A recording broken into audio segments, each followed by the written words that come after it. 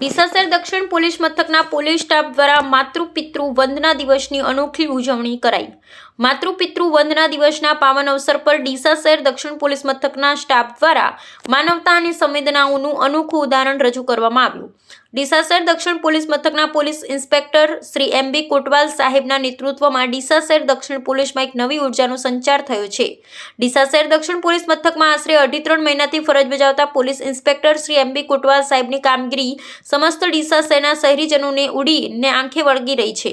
ત્યારે આજરોજ ડીસા શહેર દક્ષિણ પોલીસ મથકમાં પોલીસ કર્મચારીઓ અને અધિકારીઓ દ્વારા સુદામા વૃદ્ધાશ્રમ ખાતે નિવાસ કરતા અને આશરો લઈ રહેલ વડીલોને સન્માનપૂર્વક ભોજન અર્પણ કરવામાં આવ્યું હતું।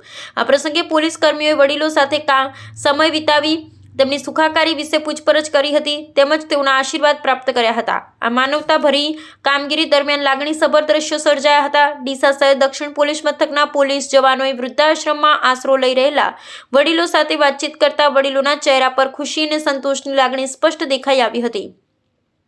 વૃદ્ધ વડીલોની ખુશી અને લાગણીઓએ આ કાર્યક્રમને વધુ અર્થપૂર્ણ બનાવી દીધો હતો। માતૃપિતૃ વંદના દિવસ માત્ર એક દિવસની ઉજવણી નહીં પરંતુ માતા પિતા અને વડીલો પ્રત્યે આદર કૃતજ્ઞતા અને સંસ્કારનું પ્રતીક છે। ડીસા શહેર દક્ષિણ પોલીસ મથકના પોલીસ સ્ટાફ દ્વારા કરવામાં આવેલી આ સેવાકીય કામગીરી સમગ્ર પોલીસ ડિપાર્ટમેન્ટ અને સમાજ માટે પ્રેરણારૂપ બની છે। પોલીસ પાવર ન્યૂઝ પરિવાર ડીસા શહેર દક્ષિણ પોલીસ મથક દ્વારા શરૂ કરવામાં આવેલા આ કામગીરીને બિરદાવે છે। આ પ્રકારની કામગીરી સમાજમાં માનવતા અને સંવેદનાઓને વધારે છે।